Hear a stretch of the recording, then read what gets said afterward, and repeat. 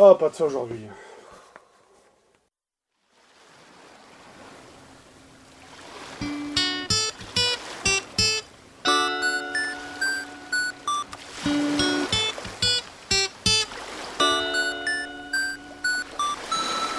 Un, deux, trois, quatre.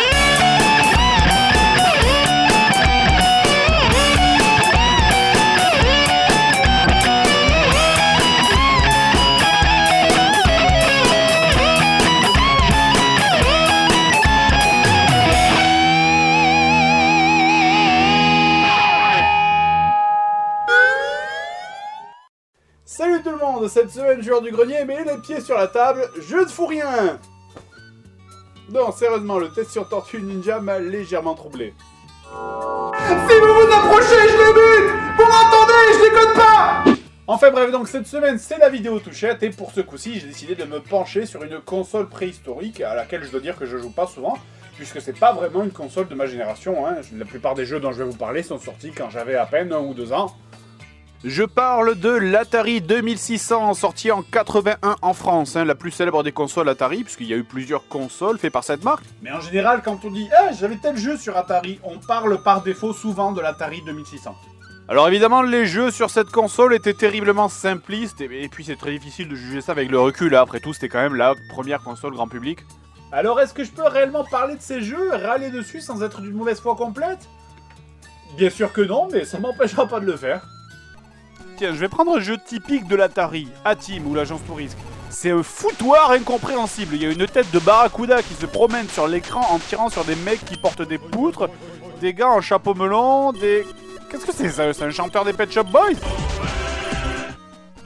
Est-ce que quelqu'un voit le rapport avec l'agence Touriste ici?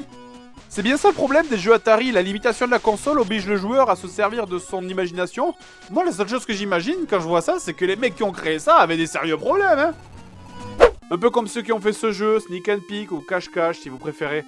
Alors moi déjà personnellement j'ai beaucoup de mal à comprendre l'intérêt d'un jeu vidéo de cache-cache, alors que bon c'est le jeu qui se joue facilement dans une maison par définition.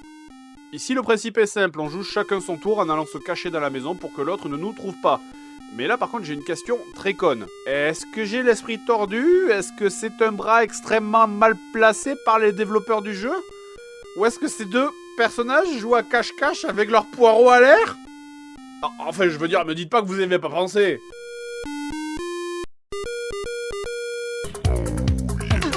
Oh mon dieu, je veux pas savoir ce qui se passe là derrière.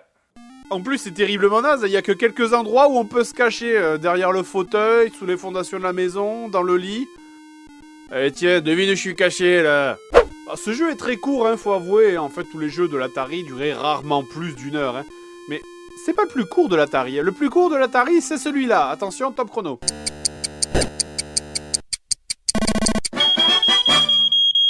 Voilà, je sais pas combien coûtaient les jeux Atari à cette époque, mais ça doit faire mal aux fesses quand même, hein. Mais il y avait pire encore, prenez ce jeu par exemple, Charlotte aux fraises. Imaginez, vous achetez le jeu au magasin, vous rentrez chez vous, vous mettez ça dans la console, et vous voyez ça.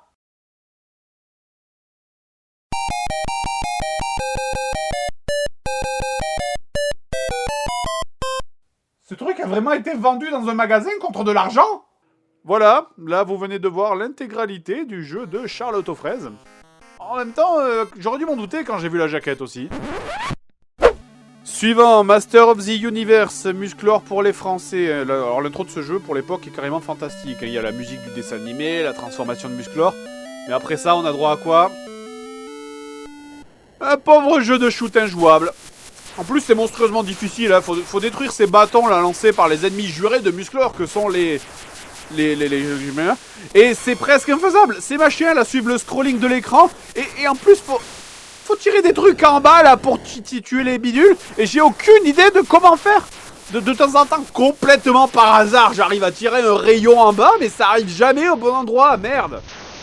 Et puis punaise aussi, je veux dire, merde, quand t'achètes un jeu sur Musclor, tu t'attends à quoi? Tu t'attends à taper sur Skeletor avec une grosse épée, dans une ambiance partiellement homosexuelle, mais tu t'attends pas à un jeu de vaisseau. Non, sérieusement, faudra vraiment que je regarde les boîtes à l'avenir. China Syndrome, un jeu de shoot comme il en existe plein sur la console. Alors, quel rapport entre la Chine et un jeu de shoot, vous me direz? Eh bien, d'après la boîte, l'histoire, c'est un tremblement de terre qui aurait endommagé un réacteur nucléaire quelque part en Asie, provoquant une surchauffe du réacteur et contaminant la région alentour. C'est totalement irréaliste. Voilà, mais si en fait je vous montre ce jeu, c'est surtout pour vous faire écouter le son magnifique du Game Over. Oh, ça c'est bon pour les oreilles. Ça c'est le genre de jeu où quand ils jouent, tes parents ils déboulent dans la salle à manger, ils débranchent la prise en croyant que la télé va exploser. Non sérieusement, vous connaissez un son ou une musique qui est pire que ça? Ah ça va, ça compte pas.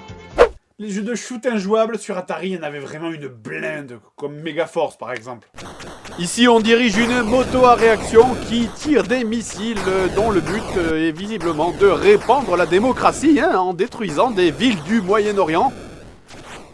Et des soucoupes volantes aussi. Voilà, voilà. En même temps, quand tu vois de quel film est tiré le jeu, fallait pas s'attendre à une œuvre d'art.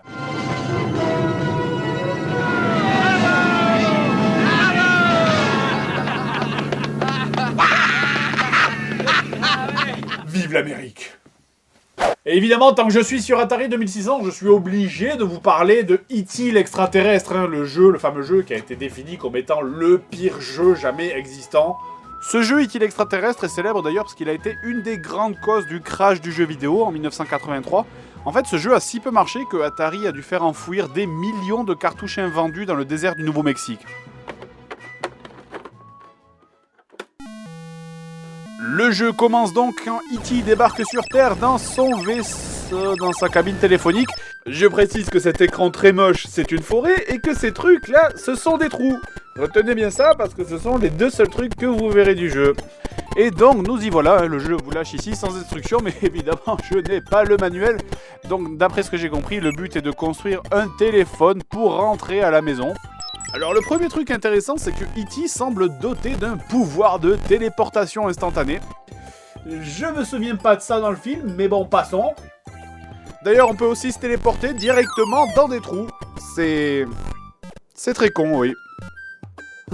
Bon, on se promène donc à travers les différents écrans du jeu qui sont au nombre incroyable de 4. En essayant d'éviter l'agent du FBI et le scientifique qui, s'il vous attrape, vous ramène dans ce qui semble être un temple des 12 maisons du Zodiac. D'ailleurs, E.T. perd aussi de l'énergie en marchant et quand le compteur arrive à 0, vous mourrez. Mais heureusement, à ce moment-là, Elliot arrive et puis là, E.T. mange Elliot et visiblement, ça vous ressuscite. Voilà, il faudrait vraiment que je regarde le film de nouveau quand même. Et notre pauvre E.T. évidemment n'a aucune arme, et la seule chose que fait le bouton d'action, c'est d'allonger son cou. Et pour une raison qui m'échappe, ça ralentit les ennemis.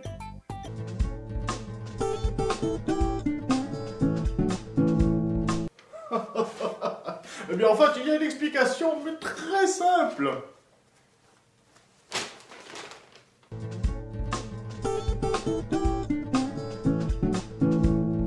En cherchant les pièces du téléphone, on ramasse aussi ces points là qui servent probablement à quelque chose. Merde, c'est pour ça que ce jeu a eu des mauvais retours. On passe son temps à se demander ce qu'il faut faire. C'est quoi ces icônes? Un œuf? Un point d'interrogation? Un sourire? Un mec qui hurle? Mais à quoi ça sert? Est-ce que E.T. se met à insulter tout le monde autour de lui quand il y a cette icône activée? Mais bon, tout ça c'est qu'un détail à côté du principal défaut de ce jeu. Et oui, car si vous êtes un jour par hasard amené à jouer à ce jeu, ce que vous allez vous demander surtout c'est bordel, c'est quoi tous ces putains de trous de merde dans ce jeu? On passe son temps à tomber dans des trous tout le temps sans raison. Je vais à droite de l'écran, je tombe dans un trou, je vais à gauche, je tombe dans un autre trou. Attends, mais comment je suis censé savoir qu'il y a un trou ici juste au changement d'écran, Et ce qui est fantastique, c'est que quand tu tombes dans un trou, là, mon cochon, tu peux t'accrocher pour monter. Pour ça, il faut appuyer sur Action, puis sur O, pour que E.T. s'envole et remonte.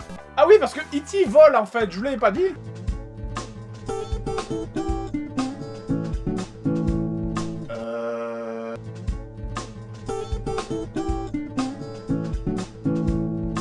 Le souci, c'est que quand tu es dans un trou, autant des fois tu remontes sans problème, autant des fois tu continues à tomber en boucle simplement parce que tu as un pixel qui dépasse. Non mais il y a vraiment une couille dans le pâté avec ce jeu. J'ai 2 pixels au-dessus du trou. 2 pauvres pixels, mes pieds ils sont à Babelwed et je tombe quand même. Pignouf.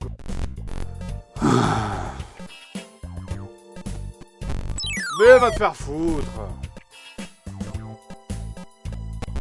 Oh, tu remontes, tu retombes, tu remontes, tu retombes. Où est le fun là-dedans? Et puis aussi, c'est quoi ce concept idiot? Merde, 90% du jeu, c'est ça, rentrer et sortir de trou. Non mais citez-moi une seule activité amusante qui implique de rentrer et sortir de trou comme ça pendant des heures. La spéléologie. Oui, la spéléologie, oui, ça c'est... Oui, c'est marrant. Donc on s'amuse au début à tomber dans tous les trous pour chercher des pièces de téléphone, hein, parce que comme tout le monde le sait, le meilleur endroit pour trouver des pièces de téléphone, c'est dans des trous au milieu de la forêt. Jusqu'au moment où on comprend que le coude E.T. sert aussi à détecter les pièces de téléphone.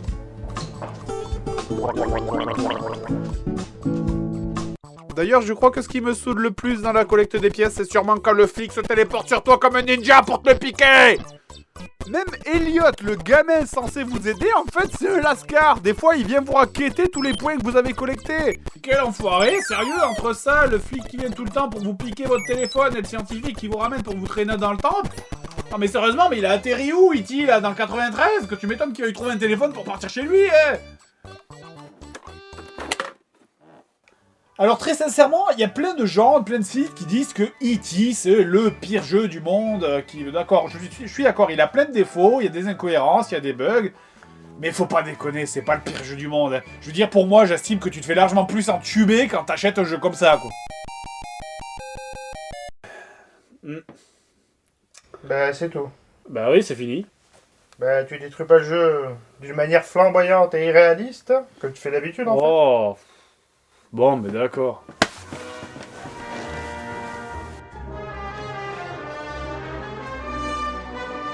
Je vais te ramener chez toi, E.T.